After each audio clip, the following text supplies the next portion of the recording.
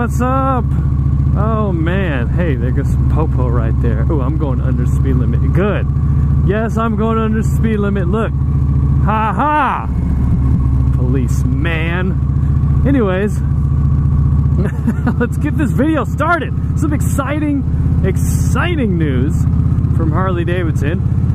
There was a video a while back that I was saying Harley Davidson had patented a couple names. There was 3 names they patented. I don't know what they are. If I find the video and you want to watch it, there'll be a little flag or whatever, a tag up top. So if I don't, I don't. Or if I don't feel like it, just go look for it if you want to watch it. Anyways, so Harley Davidson is going to release like 4 models. One's the electric, 2 the Pan America, which I talked about, 3 a custom, which I speculated to be a Sportster with a new engine, and 4 a Street Fighter. Oh yeah, a Street Fighter, people, a Street Fighter motorcycle, a sport bike. And it's a proper sport bike. I'm really excited about the sport bike. I'm amazed. I'm kind of speechless, really. I mean, a sport bike from Harley Davidson, and it didn't come from Mr. Buell. So that in itself is astonishing. I mean, it's fabulous. I'm glad that this is going on. And of course, there's not any information on this yet, except for they're all going to be released in like 2020 and 2021, some models. I think the electric one though is going to be first. You know, we've seen the electric one before. Harley Davidson brought it out, but they just really never did anything with it. So now it's been redefined, and it's supposed to be extremely awesome, which, you know, that's cool. I think Harley Davidson is moving in the right direction. They're going towards the other demographic that is not their current demographic, and that demographic is the baby boomers, and basically the people that are dying off quite literally, and the people that just can't ride anymore because of their age, you know. So that's been their demographic for a long time. They keep the same age group, demographic, whatever you want to call it, for all these years. And now it's changing. So all these models are great, you know. I don't have anything to say about them because I don't have any specs or anything. Now, just popping up on the screen, let's talk about the one that is totally out of the box that I never ever would have thought Harley Davidson to make ever. The Pan America. I never would have thought Harley Davidson were to create an adventure bike. I mean, who thought Harley Davidson, let's say, let's make an adventure bike, slap some knobby tires on there, and let's get this thing moving. I mean, that in itself is going to attract a lot of new riders, because it seems like the adventure riders, or people who like adventure bikes, it's becoming like a larger portion of motorcycling. Now, it's not like a massive cult following type of thing. Whatever, it's not huge. Like Harley Davidson is huge. But Harley Davidson, if they do a fantastic job at this motorcycle, they could make it a cult following, you know. Just my 2 cents. But that bike, it just looks good. If that's going to be the end result of that motorcycle, how it looks, then that's great. I mean, that's a great looking bike. It is fantastic. I like it a lot. Did a great job on the aesthetics. So all of the bikes have a new engine, if you notice. So let's switch to the, well, I'm going to be talking about all of them. I'm just kind of really excited and giddy. I'm so giddy that they're going to release new stuff. Okay, anyways, let's just talk about the engines. All the engines look exactly the same. Now, I did read that there are going to be different levels of power. Basically, the CC, or the size of, excuse me, the size of the engine is going to be, you know, small ones, big ones, whatever. The sport bike speculating to have the larger size. I can't remember what Harley Davidson said, like 1200 cc's or a little bit bigger than 1200 cc's. And if you notice in the engines, It's great. Let's just do, like, if I could do the close-up, I'll just put the close-up of the engine. Now it does look like it's definitely going to be water-cooled. Definitely.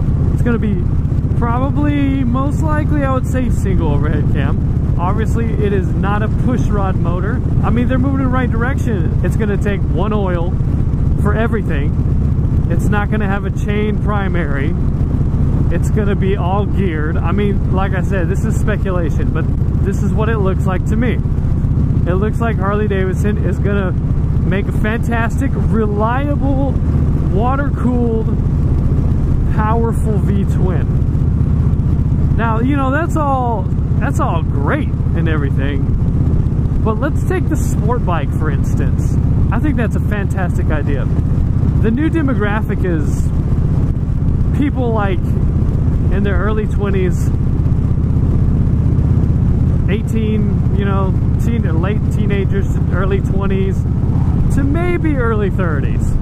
That demographic right there, they're going to want reliability. Well, the problem is, let's say, okay, the younger demographic, the super young, like let's say 20 years old, let's say 18, 19, 20. There's a possibility if they didn't grow up with motorcycles, they're not going to know anything about motorcycling.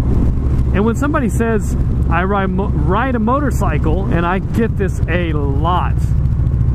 They say, what kind of motorcycle you ride? I go, oh, I ride a cruiser. I was like, oh, a Harley Davidson? No, I don't ride a Harley Davidson. I do not ride a Harley Davidson. See, these younger generations, or the younger demographic, excuse me,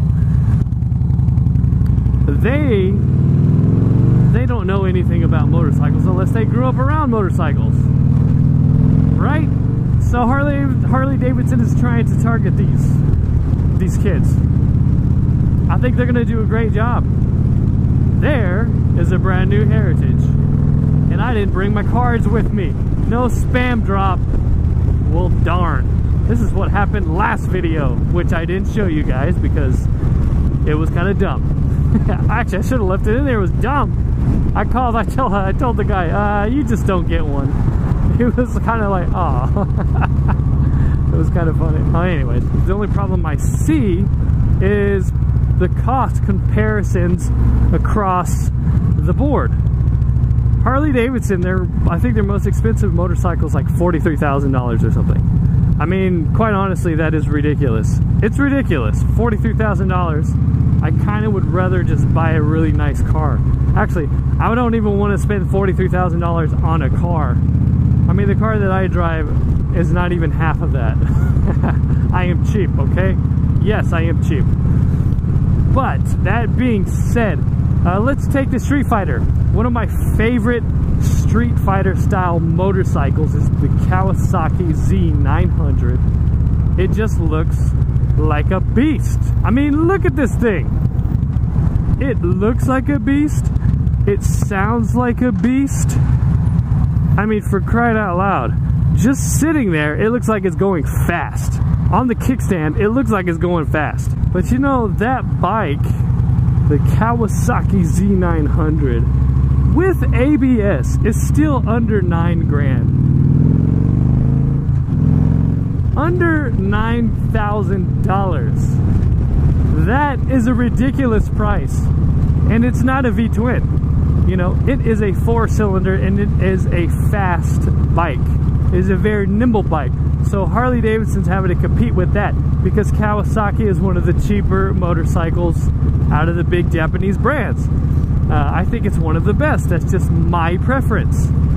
I mean, the Yamaha has their Street Fighter bike, which is also around the same price point. So Harley Davidson really has to massage their prices, so to speak, to try to meet what everybody else is putting down. If they can't do that, then what makes them think that these younger people are going to buy their product? I mean, they're not. It's ridiculous.